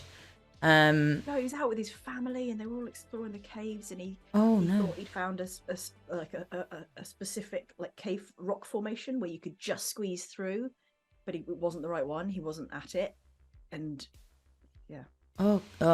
Caving. Oh, we're back to horrible stuff. Sorry. No, happy gravity stuff. So we're going to need gravity. Like, it's going to have to happen. Yeah. I am not hanging out on. We're not doing floating. We need artificial gravity. Absolutely. Now we have gravity on Earth. Why do we have gravity on Earth? Children? It's to keep our feet on the ground. No. But what causes it? What's the reason we stick to the Earth and we don't go whoop out into space? Gee. The amount of mass of the Earth causing a bending of the rubber sheet. Basically, That's it. Yeah. It's the mass of the Earth basically pulling us in. So what if the Starstone is like crazy dense as well? Am I using the Starstone as a thing for everything? Yes, I am. But the reason is because the other ways we have of creating artificial gravity are like giant cylinders. So like, is it O'Neill? I've got it somewhere. Yeah, O'Neill cylinders that do the. We've talked about it on like spaceships that we've done in previous TTRPGs. Yeah. And also didn't realise it when I was looking into this. Bezos is proposing O'Neill cylinders as the basis of floating space colonies. So Blue Origin are going to look into that. Bezos, the one we forgot at the beginning. To be fair, like they can all do whatever they like. We got bigger problems. Yeah. And sorry, just a quick little side thing onto the spheres. So ISS is getting decommissioned in, I think it's 2030, 31. It's had its time. It's done its job. It's done real well. Russia are saying all their bits are breaking, and they're like, well, we're out. So Will they just leave it up there? No, they will crash it into the sea. They'll let it. Well, I think they might. I don't know if they deassemble it first. They'll definitely stop nudging it, but they will nudge it very hard downwards. I think is actually what they're going to do, but they'll do it in pieces. But there is a space station being planned called the Voyager space station. I'm not sure. This isn't a NASA one, and this is a private potentially. So it will be open to the public. And supposedly have artificial gravity, and it is a planned rotating wheel space station, which is supposedly set to begin construction in 2025. Which, let's wait and see on that one. I think it's a little bit of a pie in the sky business dream, but apparently the space hotel will rotate rapidly enough to generate artificial gravity for 400 occupants. If the station is completed as currently planned, it will become the largest man-made structure ever placed into orbit. But they haven't done the prototype gravitational ring yet, and so until they've done that, that probably ain't going to happen. So I think the advantage of your cylinder is that if you're all close to the outside, gravity is equal throughout. Yeah. Whereas chaotic is worrying about Absalom, and like the fact that if we're hanging out on the spike, and then we're hanging out in the spire, and like how much are we varying our distance from? So that's the slight issue. So we're saying it's dense, is my theory. Yeah. But proportionally, how much how significant is that? It's dense, but it can't be as dense. Maybe I haven't thought this through as well as I sort of had an idea, and I was like, this is a great idea, because then I thought when you were the other side of the Starstone, you'd be flipped, you'd be inverted gravity, and I thought that was quite fun. It's only right in the bottom of the spike. Is there any reason why you couldn't? Right, if you basically, to experience gravity, you need to be next to something very massy, right? Is there any way that you could divert elements of the Starstone, like the massy elements, and send them round in a big pipe system underneath the wall, so that you could be like magic artificial gravity mass? I'm gonna just suck these people, because that's the other way you create gravity, right? Is bungee cords holding people down, like. That's the other way you do it. You literally tie things. So, but what if instead of tying it, there's these pockets of intense mass, but then what if you're on the other side of the pocket? No, because you put them all over the place. What if the Starstone, there is a central bit, but actually in general it is just this kind of web throughout the station. Yeah. And then if the web could only be on one level, is what I mean. No. You can't have a web. You can't have a bit of web on each floor, because otherwise the floor below has to be really far away from the web of the floor above. Otherwise, you're being pulled in two directions. No. Well, only because basically it would mean that you could only go halfway up any given floor before you started getting sucked towards the next floor. Yeah, okay, but if you were on, but maybe that's the public transport system. Maybe you just jump and then you just get whooshed up a tube. They're just springs, aren't they? They're just buoying you up to level 40 and then. Okay, so I haven't quite worked out artificial gravity, but neither has anyone else, and that's why this is more difficult. So we're going to do magic starstone bullshit for that one. I like webs as a cool addition to our magic starstone. I like the web of gravity pockets sort of going through. A web of gravity is quite fun. Magic can influence where the gravity goes. Yes, I think so. Yes. Magic. Higgs boson. No one said that word yet. It's the Higgs boson. That's what's doing it. That should be a name of a character too. That'd be a good character name. Higgs boson. What is that? What's the Higgs boson to do with gravity?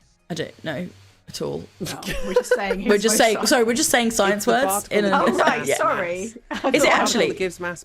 Oh, okay. So it is to do with gravity. Okay, great. Yeah. Okay. Cool. Quantum gravity, of course. Dark matter. No. We've sorted it. Isn't the graviton the other one? I thought the graviton was, but that's a subatomic. But so is a Higgs boson. I don't know. Oxygen, breathing, oxygen systems. How do we do that on Absalom Station? On Absalom Files? Plants. Where did all the oxygen come from? Because if you take it away from the planet, isn't the planet a little bit short of oxygen? Well, where does the oxygen come from on the ISS? Do you know? Planet. That's a great question. Breaking down... Bleach. And it's not bleach. It's much simpler. It's electrolysis. The majority of oxygen on the ISS, water. Oh, where does the electricity come from? The solar panels. Amazing. We don't have solar panels on Absalom that I've seen. Oh no, but then that comes from the Starstone. That comes from the nuclear fusion. We've got our big nuclear fusion reaction. Look, the So Starstone- we're good for energy. We're We're covered. Covered. For this bit, we're not using the Starstone. We might get back to the Starstone at some point, but probably not. So the ISS does take some oxygen from Earth. It has canisters but the majority comes from electrolysis. And I actually had a diagram of all of the circle of all of the like water waste and everything and where everything goes. It's really cool, and I probably should have got it to show. But are they like... I'll put it on the Discord later. But so because what they do is they remove water vapor from the air, any urine, any everything is in a big recycled loop on the space station. And let me get it up because they've got it down now. It's the Environmental Control and Life Support System, and the highest priority of it is keeping oxygen going, and most of that is coming through electrolysis. In the future, plants is the other option, right? So and what I like to think on is Absalom. In the eye, they've got trees, they've got plants, like there. That's just they've just built. We saw it when we went. I believe you did, and you also smelt petrichor. So you went in and you got the smell, which was a smell that Snick didn't know, because basically electrolysis is the reason that's the majority on the ISS is because it's very compact, it's very simple to run to get the oxygen out, and that makes sense for the rest of Absalom. They're using this very simple let's create oxygen method, whereas in the eye they're like, oh no, we're all natural now. And, we use the original way. We use the way of the planets. And it's a much purer, fresher, more real air. It's not this fake air. And I like that distinction and why that's sort of got a bit of a different vibe to the rest of it. And... Can I... Yeah, go on. Jump in. Please do. According to the US Department of Agriculture, right, make of that what you will, one large tree provides 4 people's worth of oxygen a day. I don't know how they got there, but... Well, it's how much oxygen you need to breathe a day and how much a plant creates. Yeah, what's a large tree? Is that an oak? I mean, this is where we really start getting into... giant redwood, America, with your big trees. What do we need With here? your big trees. These trees are tiny. These little bonsai trees, they're not going to cut it. You're all going to die. Personal bonsai tree in a helmet. Personal... Yes! Yes! Great! Yes! It's like hair. Oh, that's cute. I love that. Well, we're definitely having that now. And moss and stuff and little squirrels. Yes. Just in them, just running over your head. One squirrel just like, hello. Okay, that's happening. But to bring back to, so that's easy, so the eye, they've got their own natural system going. But in the rest of it, they don't. But then there is... So you've got the electrolysis, you've got that coming through. Electrolysis, the byproduct, is hydrogen. So suddenly we've got a lot of hydrogen. What are we going to do with the hydrogen? Now, we could use it for power, but we don't really need to. We've got our Starstone. We're fine with that. Polluting as well. What we can do is use... Rigid airships. Rigid airships? What? Do we need those? What are we using that for? Public transport inside Transport. Okay, I just wanted to put it out there. No. But thank you for that. I appreciate it. But what we can do is we can use what, again, they do on the International Space Station, is use the Sabatier reaction, which is combining CO2 and hydrogen and getting methane and water. So then we get water back, which we can go back into the electrolysis, or we can use it for showering or for other things. And so our byproduct now is methane, and we're getting the carbon dioxide from the organisms breathing out carbon dioxide after breathing in oxygen and then producing carbon dioxide. What are we going to do with the methane? The methane... Do you remember earlier I said there were thrusters on the ship? Yeah. Well, what they do on the space station is they expel the methane, and they don't do it to do any... They don't use it for thrusting, but there is talks about using it to be like a propellant, and using this byproduct that you don't need and then ejecting it and using that as the push if they ever need to move the station. So we can store this methane and then use it to move the station around. And I just found that really nice that we can kind of loop it all together. And that is literally what the ISS do. This diagram, I'm going to download it and put it in You are constantly losing methane. Discord now.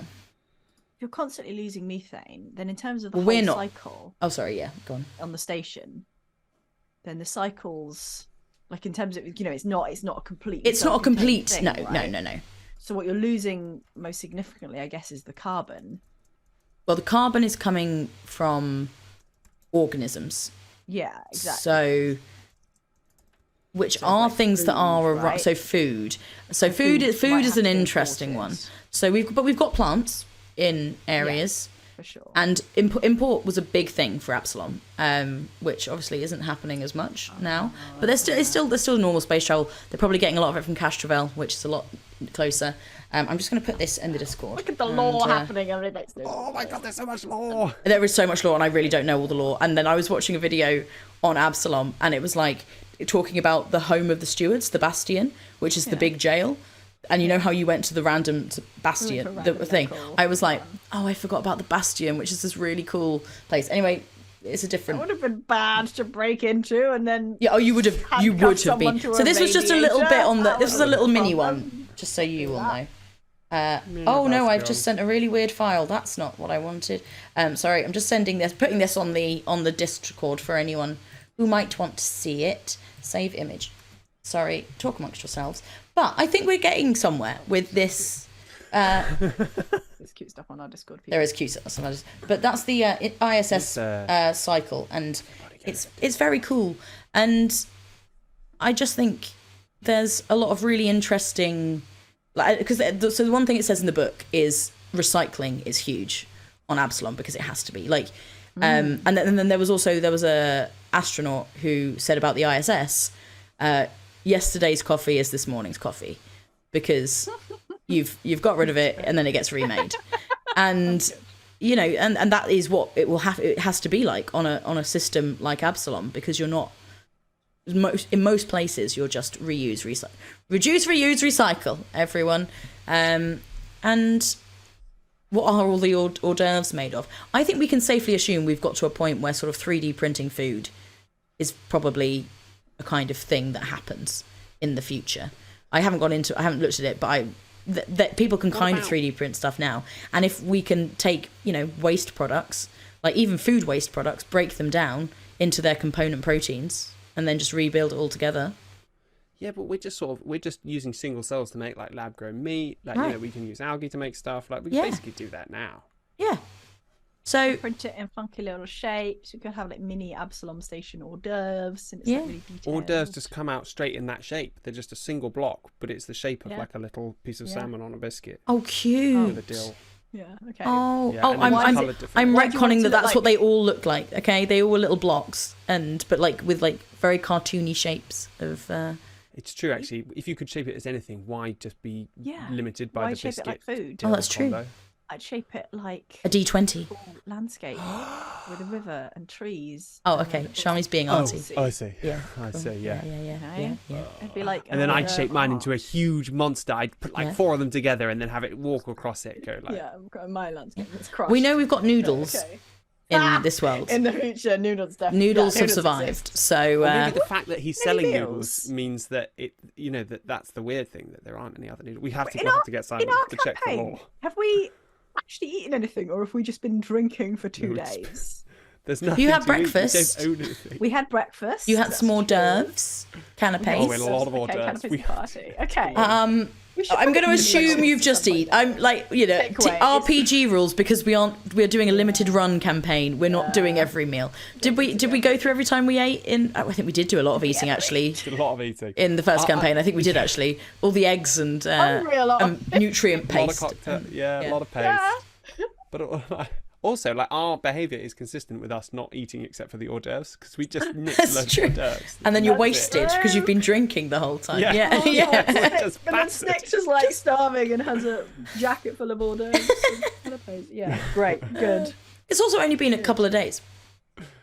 Yeah. We're on day... I personally love eating. Yes, agreed. I feel Talking about mine and Shamini's weekend, we had some great eating this weekend, I have to say. Those corn on the cobs last night as well. We thought we saw the ISS. Emily Bates told me it was the ISS, probably, maybe. And then later she's like, it wasn't. I saw the actual one later. I was like, yeah, it was without me. Because you can tell it's the ISS because you can literally see that it's the ISS. You can see the. You can just see them really faintly if you look really carefully. But yeah, it was definitely the ISS. It was doing the right move in the right speed, and the other one I was like, yeah, no, it was a bit far away and a bit slow. That was just another satellite. I'm sorry. Yeah. I'm sorry. There's a lot of satellites up there now. Has anyone ever seen Starlinks go over? I haven't. What does that look like? Like the line of them. Elon's. Oh, no. Yeah, I haven't. Cool. I had crazy. a really weird... Oh, do you want to hear Emily's weird story? I woke up so I was staying at my parents', and I woke up and I was like, oh, there's some lights outside. So I like opened the curtains of my room and looked out, and I saw this like these webs of satellites like moving, but it was across the whole sky. And I was there going, oh, cool, Starlink. This is insane. This is way bigger than I thought it was. And they just didn't stop. And I was like, no, this is too much. Like, this can't be real. And then I got really freaked out because I was like, it's aliens. And then I was like, am I? And then I went into like, no, this doesn't make sense mode. Yeah. And I was like, I'm asleep. Psychedelics. No, I hadn't. And I was there and I was like, no, this doesn't make any sense. Like, I must be still asleep. So I kind of laid down and then like sort of shook myself and was like, right, okay, I'm awake. And I like pinched myself, I was awake, and I looked out and they were still there. And I was freaking out. And I was like, I tried to take a picture of them on my phone, and it was just like a black screen and there was nothing on the picture. And then it was definitely a dream. It's definitely a dream that I had. But it was like, it was a proper trip, and I can still see it real clearly. And I was like, I've seen through the simulation. It reminded me of the bit in, oh gosh, what's the movie where, The Truman Show, where he gets to the wall, and like it was like that. I was suddenly like, oh no, I've worked it out. Like, and then I was scared. I remember getting real scared that the aliens were now going to come get me because I'd seen them, and I was real worried. But the next, it's so clear in my mind. Like, it didn't feel like a dream. It still doesn't feel like a dream to this day. I swear I was awake. I think I was just like half asleep. I think is probably what it was. I was just really tired, and like basically hallucinating. So anyway, and it was real creepy and scary, and I think it's the only time I've ever really hallucinated. Fun. Or aliens were actually out there, and I've seen it, and I've been chosen. Yeah. Or they didn't see me, which could, because I was crouched down at the window because I was scared. So I was like, oh, where? So yeah, wonderful. Safety first. Oh no! Cass raises a really good question in chat. As now I've come to the end of, and we've clearly made Absalom Station perfectly work. Speaking of eating, anything you guys want me to bring from Spain for the Simon SciCon, not ClarkCon 2023? If anyone has missed this, very Simon exciting. Clark. I don't know if you've heard of him. He's here sometimes. He sits over there. He's doing a live event. An afternoon of talks and science and nerdery, and we're going to be there doing some sort of a. We don't know what yet. While Simon's not here, does anyone have any ideas for what we can do in the show to make Simon really happy? Obviously, is what. Oh, yeah. We're doing ClarkCon t-shirts. I mean, I think we do have to get t-shirts with Simon's face put on them. We could design them and put them on our merch store. That is something we could do if you all wanted them. We'll make them quite cheap. Yeah. We'll just do printing costs for them so we don't make any money on them. Yeah. We could do that. Everyone stop telling me I'm still asleep. But yeah, I quite like the idea that we all play Simon apart from him. And we don't tell him that all our characters are Simon. One of us can be Dr. Clark. One of them can be... You think you won't see through that illusion? You'll never know. He won't notice. He'll be like, "This is normal. Yeah, this is." These characters are great. what great characters! They're smart and handsome and really, just really entertaining. Anyway, send get on socials or something and send us your ideas for one shots we can do for not Simon themed event. No, we want sciencey themes. But that would maybe just slightly annoy Simon. Just the science. That would be a little bonus for us. You know? I think if just give us some little sprinklings that we can maybe just dash in. I'm sure we can think of ways to annoy Simon. I think we do that naturally anyway. So I don't think we need to worry too much. Delightful. You're probably the least annoying. Yeah, I think that's fair. I think if we're ranking, I think it does go me, Ali, you, and I think that's fair. But he loves it, you know? He enjoys it. He just loves it. What about a group of SciComm content creators that are trying to produce a video that will be viral? Oh no, because we'll all have trauma responses, Cass, and I don't think that'll be fun. And we'll all be like, I can't just make it viral. I can't just make a viral video. It's not possible. I have to. Can I want to move into plugging our various. I think we can, but you know what? Yes, I was going to say the Patreons. Well, let me plug all the things, ending with the Patreon, because then it'll be like a segue. It'll be great. Giving it away now. Ruin the surprise. We've got some nice socials, including Threads. We're sorry. Oh God. Including Twitter. We're sorry. Oh God. It's all awful. Instagram. Threads. All so bad. Well, I mean, it's not bad. It's People are being real nice on Threads. I know there's like issues around the data, but it's still in that phase of everyone being like, really? It's so nice and not Twitter. Like it's still got a little bit of that vibe to it. No, I did a little thing on the first day because I was left alone to my own devices because no one else had Threads. And I was just like, where are my TTRPG people? And there are loads of people all in the comments being like, hi guys. And I think we were one of the first like TTRPG groups to do it. So I think we gained a lot of traction from that because I was not doing anything and intrigued by the new platform. Threads. Yeah. Our handle is the same everywhere. It's at RPGeeks D&D. RPGeeksDND. That's us. You can probably see that if you're watching this. That's what it is. So just say hi if you can face social media. Then at least hang out with us because we're there. And Patreon. It's cool, and sometimes we shout out people who are our patrons. Who are those people? Who we think are great. So now is the time where we will shout out. Now, there's quite a few that are now eliminated. Yeah, how many we've got left? So we've got 1, 2. No, did. Who? Sorry, who was last week's? Aaron and Will. They didn't get characters yet. So okay, so we've got. We'll do them. We've got 1, 2. There's 3. There's 3 left. So 3 left. Roll a d6. Roll a d6. Roll a d6 and have it. Okay. Or 1. 3. It's 3. It's a 3. Wait, no, we didn't work this out properly. Yes, and I halved it. I already you okay? Right. 1, 2. Oh, Kieran Hinkston. Welcome. Kieran joined yesterday. So hello, Kieran. Fred in under the wire, straight into the naming convention.